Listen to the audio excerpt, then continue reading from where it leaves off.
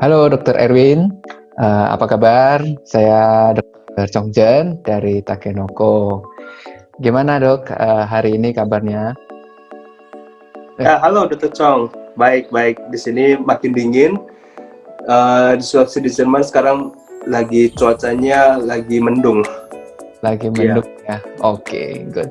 Ya, ya. senang sekali pada hari ini saya bisa ketemu dengan Dokter Erwin di tengah jadwal yang cukup padat ya Dok ya. Kita mau diskusi karena Dokter Erwin ini eh, dulu pernah sempat kerja di Takenoko juga ya. Dan sekarang ke Jerman. Boleh ceritakan sedikit Dok pengalamannya dalam di Takenoko sampai mengejar ilmu ke Jerman. Oke, saya lulus tahun 2010 sebagai dokter umum. Sebelumnya itu saya sempat di Jepang setahun. Waktu itu setelah lulus, awalnya mau PTT ke Irian Jaya, namun saya dikenalkan ke klinik Takenoko karena saya kebetulan bisa berbahasa Jepang. Makanya saya langsung terjun ke Takenoko. Waktu itu ketemu sama Yamada Sensei dan kebetulan juga habis itu langsung dapat kerjaan. Waktu itu kira-kira pertengahan 2010 deh, saya mulai dari Takenoko itu masih kecil di Hotel Intercontinental sampai kita pindah ke Side Residence, ya sekarang adalah pusatnya Takenoko.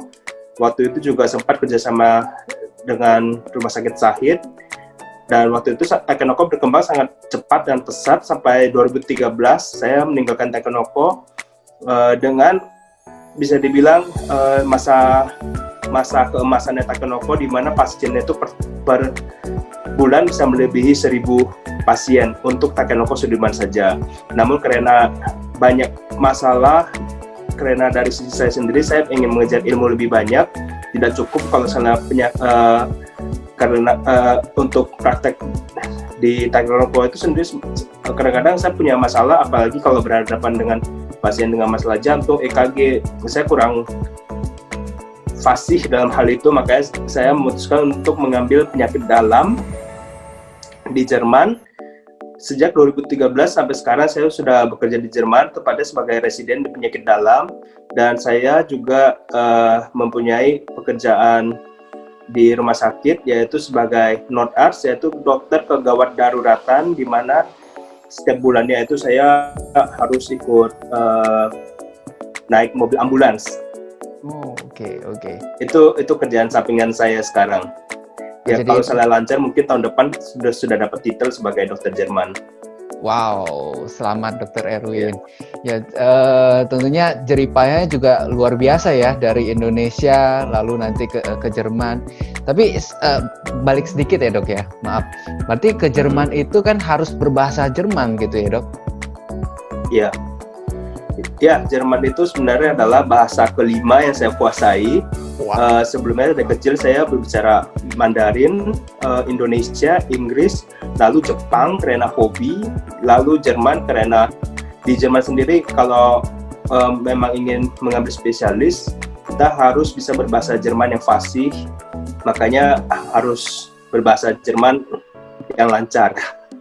Boleh Dok, sedikit sapa dengan bahasa Jermannya Dok. Oke, guten Morgen. Ich heiße Erwin C., ich komme aus Indonesien. Ich bin zurzeit als Assistentarzt im Krankenhaus Ahaus als in der zentralen Notaufnahme tätig. Wah, artinya apa itu Dok? Nama saya adalah Dr. Erwin. Saya sekarang kerja di emergency room di rumah sakit Ahaus. Oke, baik, terima kasih. Yeah. Luar biasa ya Dok, track recordnya. Topik hari ini sebenarnya kita ingin menanyakan gitu, karena dokter pernah kerja di Indonesia dan juga saat ini sedang bekerja di Jerman. Kira-kira mengenai teknologi ataupun kemajuan dalam bidang kedokteran ya, banyak sekali orang Indonesia itu selalu mengatakan Indonesia nih ilmu kedokterannya sangat payah atau sangat minim gitu ya dibandingkan dengan luar negeri. Apalagi kalau kita katakan Jerman itu adalah negara kedokteran, di mana di sana kedokteran cukup berkembang. Bagaimana Dok perbandingan kedokteran di Indonesia dengan di Jerman? Oke, kalau dibilang kedokteran di Indonesia minim itu saya mungkin kurang setuju. Menurut saya dokter-dokter Indonesia itu, apalagi spesialisnya itu ilmunya sangat luar biasa. Mereka bahkan lebih mendalami ilmu-ilmu yang terupdate, bisa saya bilang. Dan kadang-kadang saya juga kurang paham, maksudnya mereka ilmunya itu sangat tinggi sebenarnya. Dibalik dengan di Jerman, kita mungkin lebih banyak prakteknya, ilmu kita update terus. Cuman yang harus diperhatikan di sini adalah mungkin kita balik lagi ke sistem pendidikan di Jerman dan sistem kesehatannya. Oke. Itu paling penting. Kenapa? Saya lihat kalau misalnya contohnya di Indonesia itu udah pakai obat A, B, C, D, E, atau kadang-kadang antibiotik yang paling mutakhir gitu, atau kayak mungkin Dr. Chong sendiri di Takenoko mungkin juga ada beberapa obat yang sangat baru, misalnya kayak moxifloxacin, itu juga saya lihat banyak dipakai juga di Takenoko ya. Iya, benar. Sedangkan kalau kita balik ke Jerman gitu, kita balik ke standar terapi yang ada, prosedur yang ada. Antibiotik itu yang paling sering kasih adalah amoxiclav, amoxicillin, atau golongan penicillin yang masih ibaratnya kita pakai sebagai lini pertama untuk pengobatan anti-infeksi. Cuma kalau kita balikan lagi ke sistem pertama pendidikan. Sistem pendidikan di Indonesia sama Jerman itu sebenarnya hampir sama.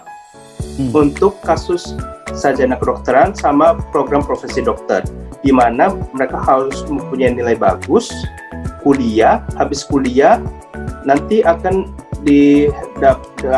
dapat program dokter atau masa klinis.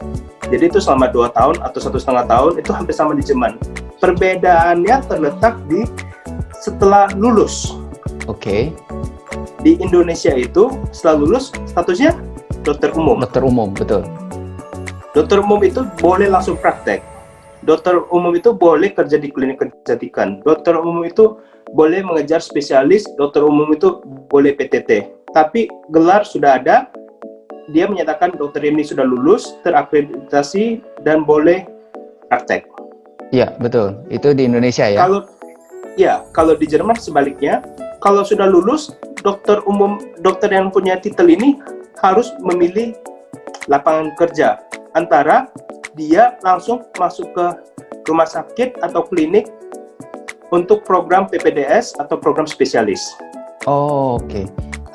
Klinik atau rumah sakit? Ya, kenapa saya katakan klinik? Contohnya ada beberapa orang yang mau ambil ilmu kesehatan mata, ilmu kulit, itu boleh masuk ke klinik dulu. Atau yang mau masuk ke, kalau di Indonesia namanya dokter layanan primer, di sini namanya house arts atau family medicine, atau dokter umum, dokter spesialis umum, dia tuh nggak bisa langsung praktek umum. Dia harus ada rotasi ke penyakit dalam dulu, bedah, atau rotasi di klinik dokter terdekat atau praktek dokter terdekat.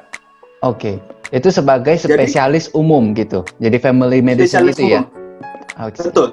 Jadi dokter habis lulus, mereka nggak boleh langsung kerja praktek sendiri, nggak boleh. Mereka harus kerja lagi di rumah sakit atau di klinik di bawah mentor seseorang yang sudah spesialis dan punya hak untuk mengajar istilahnya. Oh gitu ya, artinya sistem pendidikan tidak stop, tidak berhenti sampai dia mendapatkan gelar profesi ya? Benar, jadi mereka meskipun sudah kelar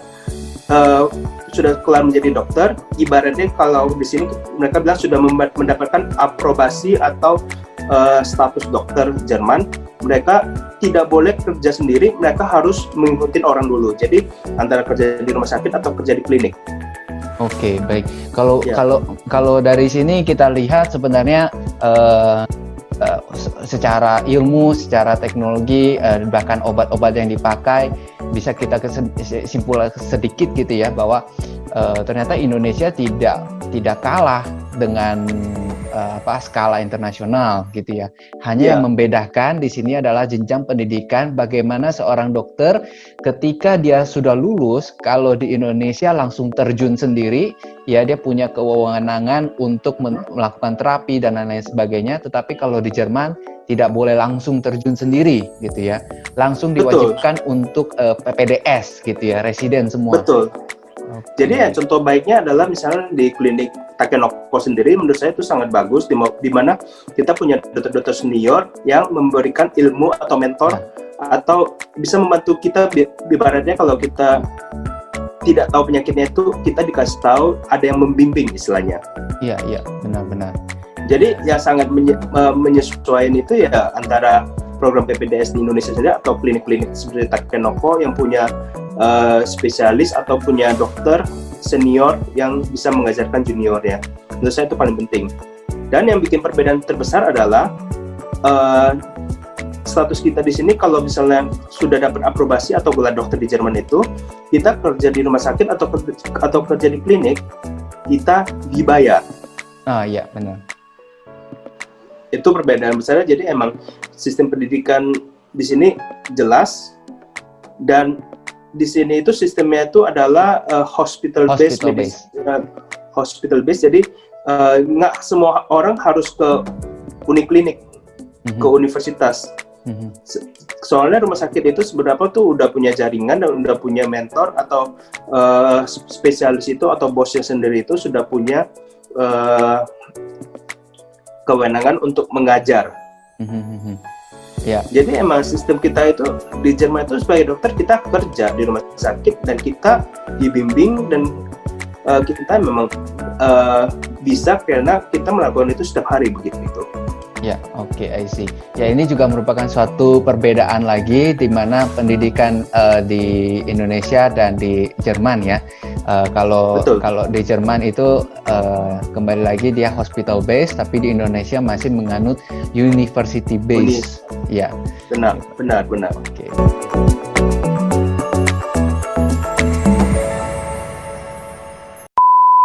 Jadi ini yang itu menjadi dari sistem pendidikannya dulu. Sistem pendidikannya itu memang sudah jelas perbedaannya Indonesia sama Jerman.